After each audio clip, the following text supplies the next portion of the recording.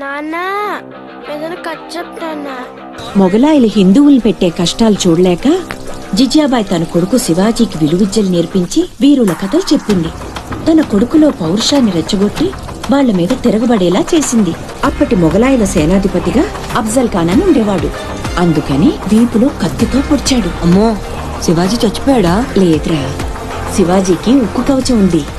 ఇనుపగోళ్లతో అఫ్జల్ ఖాన్ గుండెని రెండుగా చీల్చేశాడు. అది చూసి జనం ఛత్రపతి ఛత్రపతి అని శివాజీని పొగిడారు. కొణిదెల పవన్ కళ్యాణ్ అనే నేను